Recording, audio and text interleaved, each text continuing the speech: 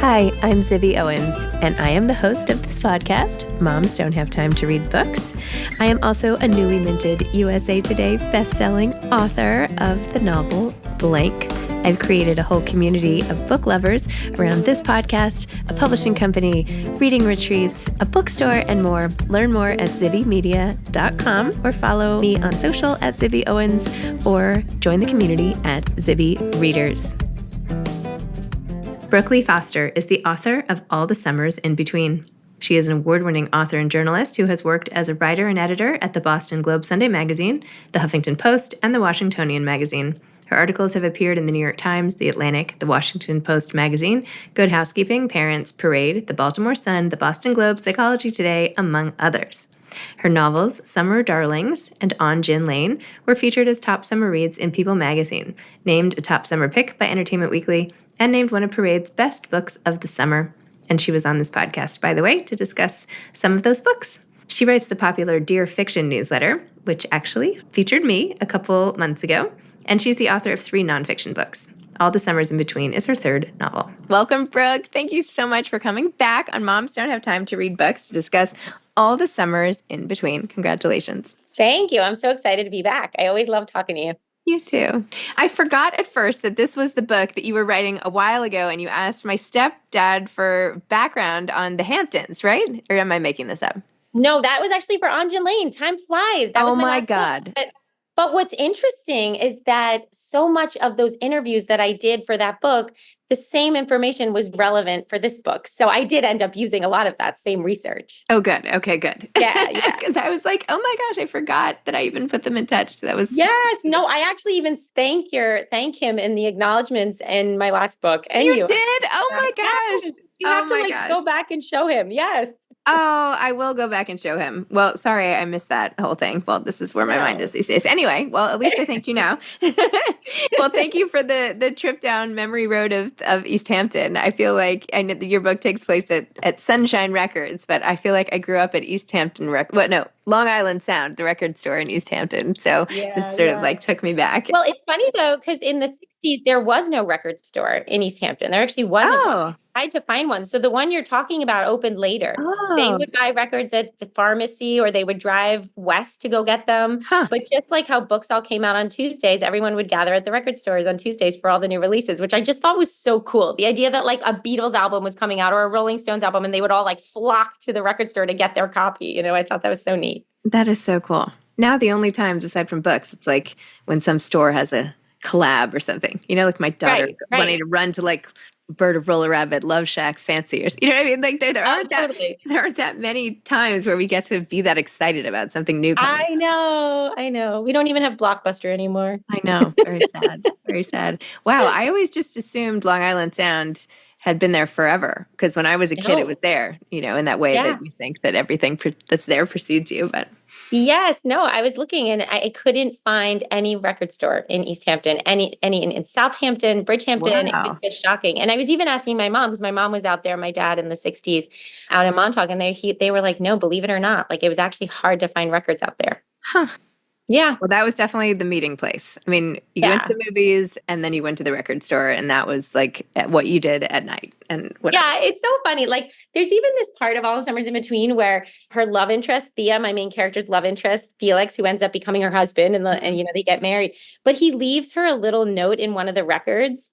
And it was just like so much fun to imagine that time where like he was like, go to I'm going to like riff here because I don't remember exactly, but it's like, go to the W's or something. And it's like, she's going through and she pulls out the album and pulls it out and there's a note inside. And I would have loved that, right? I would have loved that, you know, the ability to use an album as like a secret pocket for a love note. It was such a like fun thing to write. Oh my gosh. And the packaging of the records, you know, now music isn't really, it's not about the cover. The cover's like, you know, the size of a dime when you look at it on your phone. Yes. You know? Yes. And actually, I feel like my kids, I don't know about your kids, but like what they watch are the videos that come up on Spotify when the song is on. You know, it's like Taylor Swift walking through a field or something. Like that's their idea almost of a record cover. But I remember, I know we're like similarly aged, so you must remember this too, but do you remember getting like Like a Virgin, Madonna's album, where she's like in the lace negligee Oh with yeah. oh my gosh, like I had that album displayed, that cover displayed on my bookshelf in my room. Yep. It was just like, Yep. right? Oh my It's gosh. crazy. But then soon after it moved to, like, I had Prince's Raspberry Beret, and then soon after it moved to CDs, right? Like, well, cassettes. No, cassettes. I feel like I had records for so long. I don't know. I feel like You held on to it. Well, you know what? You grew up in the city, so you probably had more record stores around. yeah, that's Right? true. I don't Tower know. I don't Records. remember having like Yep. we had Sam Goody and it was far from my house. I don't know. Yeah. I remember going to mixtapes like very Yeah. soon in teenage No, that years. was like 10, I feel like that was at least 5 years late. Well, I don't know. I don't know. Yeah. My sense of time as a kid. But I was a huge record fan and flipping them over and like putting the little thing for 33 and 45s. And Yes. I'm really dating myself here, but I never thought, that would seem dated. But anyway, this Yeah. is not Yeah. even hugely Yeah. central to the plot, but it is the setting. So anyway, it just reminded me of all that. Wait, there was Yeah. one passage that I wanted to read. Is that okay? Yes. I just love this line so much. Well, I won't give it away, so I'll skip a line in the middle of this paragraph. But it says, Thea's body had failed her lately. She'd started to think of her physical body as a house with crooked shutters and missing shingles, the inside lacking working appliances, the plumbing frozen from the cold inside her heart. Oh. I just love that. I mean, Oh, what a way to describe how this complicated relationship we have with our bodies and, when they're not doing what we want or they're disappointing us. Yes, yes. And in this story, so she at that point is 30, it's 1977, and she's happily married and she has a beautiful little girl who she loves, but she's getting a lot of pressure from her husband to have another baby. And she's ambivalent about it and she's not sure. And she sort of secretly starts taking her birth control pills again, and her husband finds out. And she's so afraid after a miscarriage to kind of go for it again because her body had failed her so many times.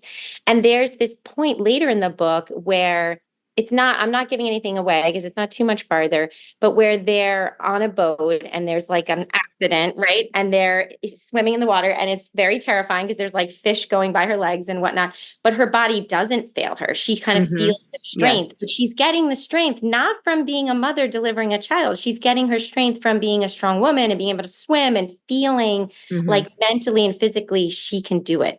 Yep. And I feel like that's really the theme in the book, right? It's like you can do, you don't have to only be a mom, right? Like you can want more, you can long for more, you can go for more and not feel guilty about it. I was talking with someone the other day about what people actually. It was Jackie Freeland and Sam Oh, yeah. Woodward. They're Yeah. author friends of mine. And we were talking about the themes that kind of reoccur in our books. It's kind of an endless fascination. And Zibby, I know you're working on your second novel. So soon we're going to see what emerges from each of your novels. But I think with my novel, when we were talking, I was like, I kind of spit out this line. And now I'm like, oh my God, this is actually really what my books are about. Sam was like, that's actually deep. And I'm like, oh my gosh. So it was like women finding the courage to go to the people they love and ask for what they need. And I feel like if you look That's at really all good. of my books, right? That's Yep. actually, Yes.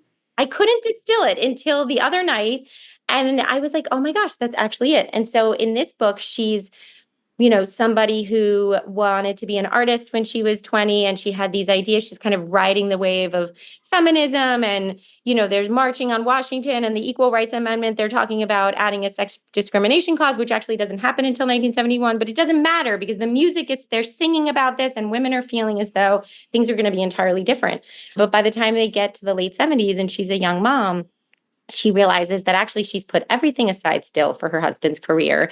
She hasn't gone after anything she wants. And like the joke in the book is like, she doesn't even know what kind of ice cream flavor she likes because she's so busy running after the ice cream flavors for her child and, for her husband. Yep. And so she has to find the courage to figure out what it is she wants, right? Because that's one of our challenges in life. Like what is going to fulfill us? And it's not always a job. It doesn't have to be a career, but what is that going to look like? And then how can I ask for it? And when she has to ask her husband for permission in a way, because you need to take time away from the family and, whatever your other duties are emotionally and also just chores in the house, it's really hard for her. And writing that struggle was so fascinating to me. And I think that's because that's me, right? Like that's all of us. That's what we talk about at mom pickup at school and at lunches with friends. Like we're all talking about in many different iterations how challenging it is to ask the people we love for what we need, And so that was very powerful for me to kind of work that out in this novel, I think. Wow. Well, there's also your books are set in the past. So it's almost like you're laying the foundation for what we have an easier time doing now. Like it was Yeah. revolutionary. Well, maybe not Yeah. easier. I mean, but at a time when it wasn't as accepted, right? So Yeah. I feel like there's a little bit more of a, what's the word when you're the first one to do something, not Trailblazer. Like, trailblazer. I know. I yeah. kept wanting to say fire thrower, and I Yeah. was like, I know that's not it. Trailblazer. Right. So there's some trailblazing. But the ways in which you write about it, the way you can blaze your own trail, so to speak, in your own world and your own family, it doesn't have to be on a major political stage. Do you know what I mean? No. Like these No. little, life decisions that the women make are huge and feel just as revolutionary as setting the whole Well, world on fire. totally. And I think it's that's a universal truth and feeling among women, and the way it manifests in the different time periods is very different, right? So like Yes. you're saying, we have come a very long way as women. We all, we can have careers, we can have family, we can go crazy trying to do it, all of these things. But the very basic idea of figuring out how to ask for it and how to, figure out where to insert yourself in family life after you've been a mom for so long, and figuring out how to reinvent yourself after you've let go of so many pieces of who you are. You're lost kind of in chopping fruit, right? And getting the kids to bed and breaking up fights and all these things we do all the time.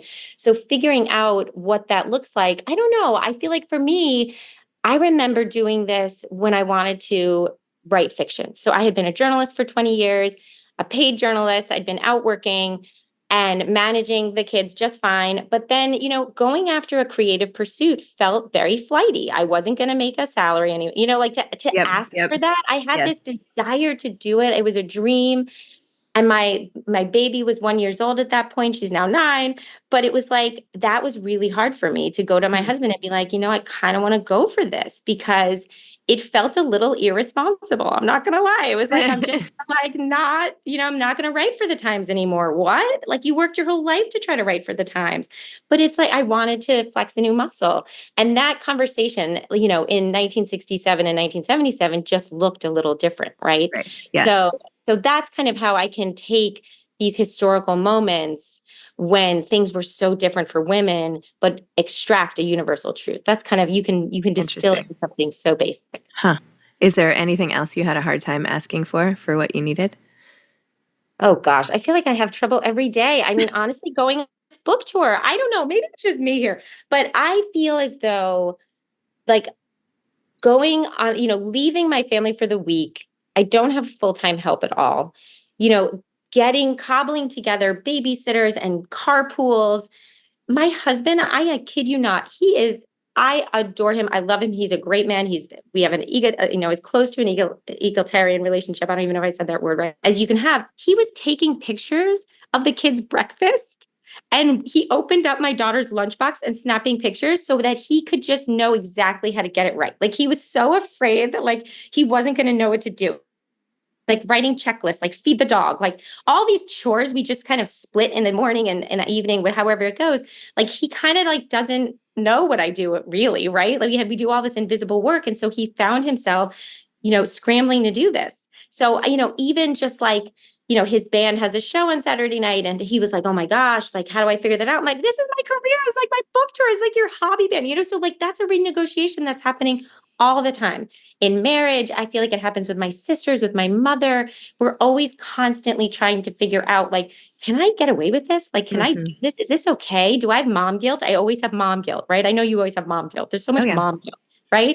And Yep. it's like, I was talking to Alison Pataki, the author, the other day, and she's just like, no, like, it's okay. You can go, like, Mhm. they'll figure it out. And I'm like, you're right. I have to just be okay with the fact that this is my moment, right? Like, and it doesn't happen all the time. And I'm not demanding, something crazy, like I'm moving to Paris alone. Like, this is just like, I'm going on book tour. But, it's hard. It's a negotiation.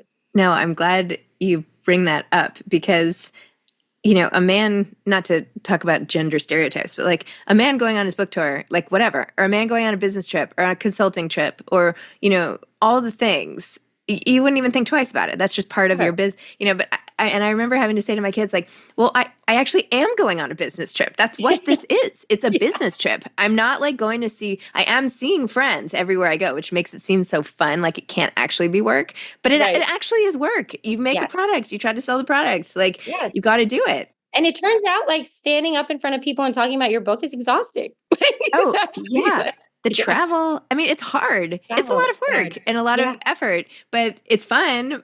But like, of course they should. I finally like finished my tour and I was talking about my next book and my daughter was like, "You're gonna do this again?"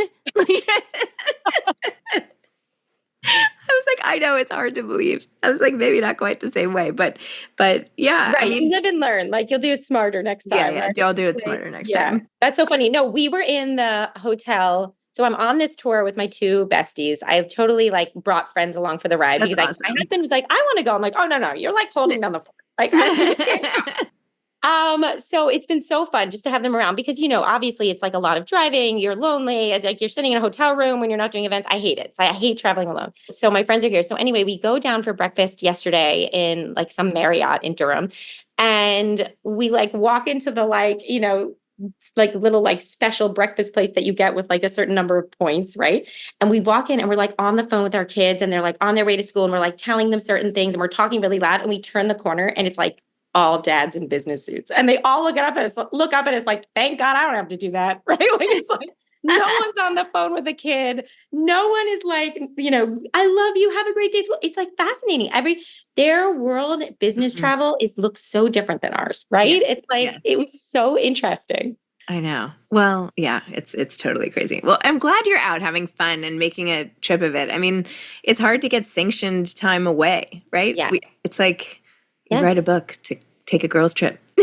Yeah, exactly. I'll do this every year. And next time I'll set it in Paris just so I can get to Paris. No. Exactly. Or research, you know. Yeah. Did you go to the Hamptons to do research, you know? Yeah, totally. I mean, I'm out there all summer long, Yeah. daydreaming, sitting on the beach, so no. But yeah, I love going out there once my books come out. And then there's just so much excitement. Everyone's so supportive. And just like I remember with On Gin Lane, it was so Mhm. go to the corner where the street sign is, Gin Lane, and like be like, Yeah. hi, holding my book, So it's cool. so fun. Well, you had lots of landmarks here too. Yes, yes. I was actually going to say some of those Easter eggs, like, the old pizza place in Amagansett that's been there forever. The Thea and her boyfriend at the time, who becomes her husband, like they go on their first date there and they have a slice of pizza and a Dylan song comes on. And I just love that. And then Andy Warhol's in the book because I grew up on stories of, Andy Warhol's epic parties out in Montauk and my dad's band playing at one, which is like supposedly true. And I'm like, really? So it's fun to think about that. There was one circular table in the cheery children's room at the East Hampton Library, and as Thea settled her little sister into it, she noticed Kara's hands ringing in her lap. Relax, you're going to do great today. I was like, Yeah. I grew up at that Yes. table. That's Love so it. cute. I love that. I know. So fun. And then like, yeah, there's so many little, it's also too, just from being out there so long, there's like the sensibility of what it feels like, how the light bounces off the Mhm. water, just the way it feels to click clack down the brick sidewalks. It's just certain things when you've lived in a place and know a place so well, you don't even have to do the research because you just know it. It's a part of who you are. So I love that. And like, with all my books, I love to get in the haves and, the tension between the haves and the haves nots. And in this book, I do it with the two best friends. So like one is a wealthy city girl who's coming out in summer and one is the local hardscrabble girl. And it doesn't matter that they come from opposite sides of the economic spectrum. They become very close friends. And one of the things I love about the Hamptons, like I've been saying, like, because I thought of this as an example, is just like you could be at a sailing school where the two, you have a rich kid counselor and you have like a local kid counselor and they become really good friends. And that's the interesting part to me of the Hamptons. It's just the way we all intertwine, the way there's a lot of misunderstandings, there can be judgment, but then there can also be surprises where, you get close with someone you never expected to and really learn from each other. So true. So Yeah. true. So, what are your events in the Hamptons this summer? What are you going to do? Oh, exciting. Okay, so I'll be at Bookhampton on June 22nd, and then I'm going to be at the Bridgehampton Barnes and Noble, and then I'm going to be on the North Fork a little bit. So there's this great store on the North Fork called the North Fork Apothecary. If you haven't been there, have I you been haven't there? been. No. Okay, you have to go. First of all, she is just one of those very stylish people, Stephanie, who stocks her store with beautiful things. Like she's beautiful and her Okay. things are beautiful. You know that kind of person? Yes. So Yes. walking in there, you just And she's giving me a really fun event there, which I think is going to be great. There's another little bookstore in Riverhead I'll be at. I'll be on Shelter Island. And then of course, like I'll leave the Hamptons and go to New England. So I'll be on Cape Cod, Nantucket, Martha's Vineyard. I tell you, like Zibby, you got to start setting your books in a beach town because then you get to go to all beach towns all summer long for your tour. Like I don't go to like Milwaukee, Chicago. I get to go to all these little lovely beach towns, which is super fun for me because I'm such a beach girl. I am writing this next book, but so far it's back Yeah, in where LA. is it set? It's Oh, still set LA. in LA because that's like where I want to go when I'm here. Oh, isn't that funny? So are you becoming more of a LA woman than an, No, NYC? I spend much more time in New York, but I just always sort of want to be there because I'm so much more relaxed. Like the pace is different. I get to sit in my bookstore all day. Like it's like my dream life. Oh, I think if I were there all the time, it wouldn't be a dream life anymore. Like somebody was like, but if you brought your actual life there, wouldn't it be stressful again? I'm like, oh maybe. my God. Totally. You know what's funny? So I'm one of those people that love Los Angeles. Some people like complain about Los Angeles. I'm not one of them. I actually tried to convince my husband to move there because to me it feels like so creative and artistic and I love the beach. But it's funny because since I've been working on these books the last couple of years, what I've noticed is that in summer I do a lot of daydreaming and playing, and I'm like, and when I say daydreaming, like let's be real, Yeah, like I'm still chasing my kids at the beach, but it's like I'm not sitting there just staring off, I relaxing at the understand. water. But then all winter long, I like hole up and write, and I wonder, like you have to answer this question for me in a couple of years once you've been there, but like I wonder if the weather was nice all year, like I don't know if I could focus as well, like. I would want to play every day. Like I feel like I would want to go to Santa Monica and like ride my bike and like hang out at the beach. It would be very challenging. I don't know. What do you find when you're out there? Do you just want to Yeah, like well, can you get work I done? did live there for a couple years after college. Yeah, and after I got over the whole like you don't even have to go anywhere on the weekends. Do you know what I mean? Like you just wake up and that it's the week too. Do you know, like Yeah. I know. I can't tennis even imagine and that. I can't swimming. even imagine. Yes. I know. But then after a while, like I was ready to leave, to not be on vacation anymore. Like Okay. but Yeah. it took 2 years. It took 2 years. But Yeah. also I missed my family. Now my life is so different. I'm in a different stage, but then I was in my 20s. But anyway, Yeah. Yeah. Funny. But I have come to appreciate that. The like, yes. as much as I hate winter, I can kind of burrow in. Yeah. I don't know. I would be fine not having winter. I hate winter. But anyway, what is your next book going to be about? You must know. Oh, okay. So my next book comes out next summer. Believe it or not, I'm like, I've managed to pull off a second book so fast, but it's about a family in Martha's Vineyard, and the father was a longtime United States senator, and the mom was a Gloria Steinem like feminist icon. And it's about three grown sisters who are called back to the beach house a year after their senator father dies. And their mother announces that they have to sell the house. So that's kind of the trope, and the sisters are forced to kind of confront their relationships. Sisters have such complicated relationships, but also all of these family secrets emerge, and it's also dual timeline. I wrote another dual timeline historical novel, but this time the 1965 timeline is told from the mother's point of view, and it sort of gets at how it like leads up to this moment where she becomes this Gloria Steinem like feminist iconic figure in United States history, which I just like loved writing. And then but as a mom, right? Mhm. And then the second one is the youngest sister in the family in 1978 and her kind of grappling with problems kind of in her own life. She's a graduate student, smart, but trying, having some personal issues at the same time, coming back to her family who treat her like the baby, and trying to get taken seriously within your family as your world is falling apart, all along. So yeah, I actually came up with that idea on vacation in Edgartown on the vineyard one summer. We stayed in this house, just felt like this family would have lived. It was a rental house, and there was this big, huge map in this one living room. So it had a family room in the living room, and it had this huge map on the wall of Martha's Vineyard, and it had the name Charles Whiting, cartographer. And I having this vision of this family a little bit, and then all of a sudden I was like, oh my God, it's Charlie Whiting, and he was a senator. And I was like, it's so crazy with novel writing, because when you're open and you're looking for ideas and you're ready for the next idea, Mhm. they're all around you, right? Like you just Yes. start pulling. And when I looked up and saw that name, I remember turning to my husband and being like, he's Charles Whiting. No, he's Charlie Whiting. And my husband's like, what are you talking about? Yeah, like you sound crazy, right? But really that is who they are. So they're the Whiting family and of Edgartown and in the summer. And Oh so my that's what gosh. it's coming out next. That's amazing. Wow. I'm so impressed at your speed. That's just really, really impressive. Yeah, I'm slowing down after this. Wait, what do you mean you're impressed by my speed? You write your books in like 3 days. No, I don't. No, I'm kidding. No. But you write fast. You do write fast. I spend a lot of time not writing, though. I spend like I don't know. Every time I open my document, I leave it shorter. This is not going well. Do you know what I mean? I'm like, I finally got to 15,000 words. Now I'm back to 8, but it's much better. I've like rewritten it 10 times.